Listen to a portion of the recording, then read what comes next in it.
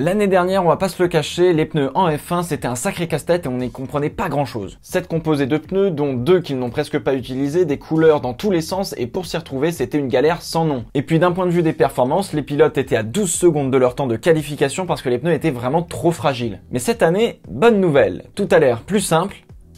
Ou presque. Oubliez les 1000 couleurs différentes, il faudra en retenir 3. Rouge, jaune, blanc. Le rouge sera le pneu le plus tendre du week-end, le soft celui qui sera le plus performant mais celui qui aura une usure plus importante. Le jaune sera le médium et le blanc sera donc le plus dur, le pneu hard qui aura la durée de vie la plus longue mais la performance la moins bonne. En cas de pluie, le pneu vert intermédiaire pour des conditions mi-sèches, mi-humides sera utilisé et en cas de piste vraiment trempée, on utilisera le pneu pluie, le full wet à bande bleue. Du coup, d'un point de vue de la réglementation, qu'est-ce que ça donne? Chaque pilote choisit des semaines en avance les pneus dont ils veulent disposer pendant le week-end. Un train de pneus blancs, un train de pneus jaunes et un train de pneus rouges minimum. Et pendant les courses, les pilotes doivent obligatoirement passer 2 composés de pneus différents dont un qui a été choisi par Pirelli. Si la piste est déclarée mouillée, les pilotes n'ont plus cette obligation et ils peuvent faire ce qu'ils veulent. Il y a d'autres subtilités du règlement pour l'utilisation des pneus, notamment tout au cours du week-end et en qualification, mais ça je vais y revenir peut-être dans une vidéo dédiée à la stratégie en F1 parce que c'est pas l'objectif ici. Et d'ailleurs on pourrait très bien s'arrêter ici et pour les néophytes ça irait très bien. À vrai dire, vous n'avez pas vraiment besoin d'en savoir plus pour comprendre ce qu'il se passe. Mais la réalité est un petit peu plus complexe que 3 couleurs de pneus différentes et c'est aussi assez intéressant de s'y pencher pour vraiment comprendre l'entièreté de la F1. Chaque circuit est différent, certains ont beaucoup de virages lents, d'autres beaucoup de virages rapides et l'utilisation et la durée de vie des pneus y sont par conséquent différentes. Monaco est un circuit très sinueux avec une faible vitesse moyenne et malgré le revêtement différent des autres circuits, la dégradation et l'usure y sont relativement faibles. A contrario, Silverstone est un circuit plus long avec des virages très rapides et un revêtement différent de Monaco. L'usure et la dégradation y sont plus élevées. Vous vous doutez bien que si la dégradation est faible à Monaco, on ferait par exemple un seul arrêt alors qu'avec les mêmes pneus à Silverstone, on en ferait probablement 3 voire 4. Sauf que les pilotes disposent d'un certain nombre de trains de pneumatiques par week-end, 13 pour être exact. Et du coup, à la fin, ils risquent de se retrouver qu'avec des pneus usés et ne pourront pas faire 1 km de plus. Je force volontairement le trait justement. Donc Pirelli va concevoir une gamme de pneus allant du plus dur au plus tendre pour toute la saison et tous les différents circuits du calendrier. Le C5 est le pneu le plus tendre, parfait pour Monaco, et le C1 le plus dur, parfait pour un long relais à Silverstone par exemple. Le C1 pourrait durer toute une course à Monaco avec peu d'usure et de dégradation, tandis que le C5 ferait probablement 3 tours avant d'être inutilisable à Silverstone. Là encore, je force le trait. Pirelli choisira donc 3 composés de pneus par week-end et il collera ensuite les couleurs correspondant au plus tendre, au médium et au plus dur. Le C3 pourra être le pneu le plus dur utilisé à Monaco, mais pourrait être le plus tendre utilisé à Silverstone. Finalement, c'est pas si compliqué que ça, c'est juste une petite subtilité. Maintenant, passons un peu à du vocabulaire. Vous allez probablement entendre des mots comme graining, blistering, marbles, etc.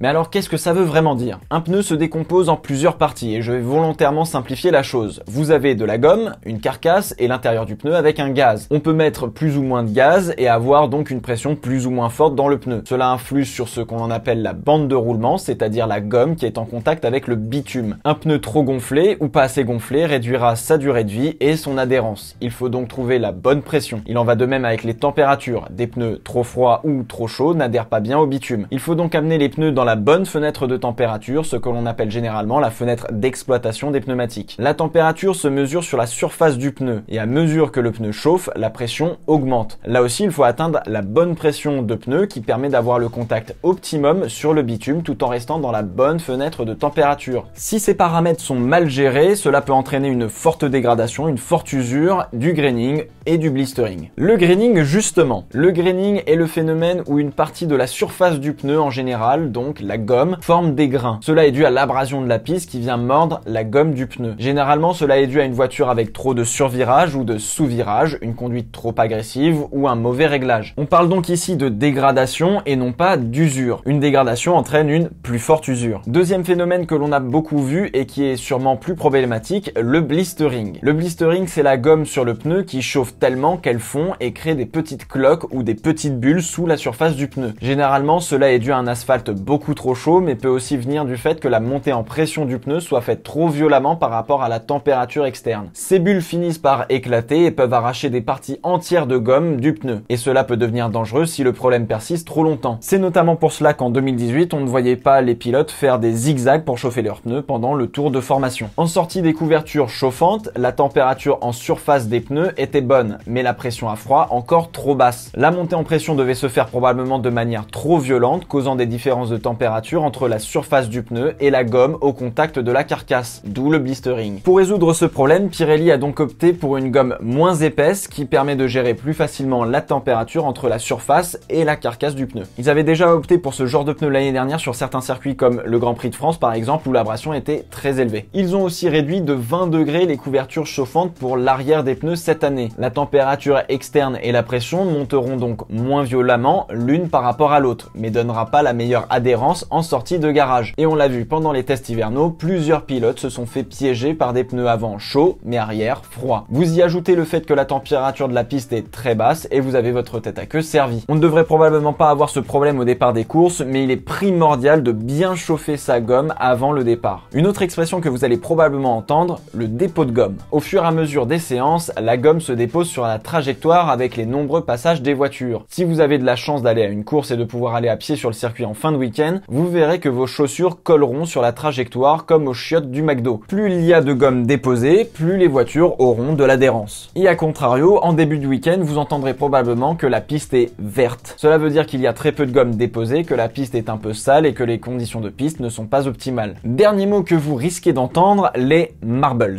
Les marbles sont des bouts de gomme qui se situent hors de la trajectoire et généralement sur l'extérieur. Ce sont des bouts de gomme qui sont éjectés des pneus dû à leur usure naturelle, on va dire. C'est une partie sale que les pilotes doivent éviter. Passer dans cette partie pendant la course vous fait ramasser des débris de gomme et vous perdez de l'adhérence puisque le contact du pneu sur le bitume n'est plus optimal. En revanche, lors du tour de décélération, après la course, les pilotes passent allègrement dans ces parties afin de ramasser des marbles pour alourdir la voiture, juste au cas où la voiture ne serait pas au poids réglementaire. On entend donc souvent l'ingénieur dire « pick up rubber and bring it on », voulant dire ramasse de la gomme, ici donc des marbles, et ramène la voiture. Ce qui a été brillamment traduit par Codemasters en « change tes gommes et remporte la course ».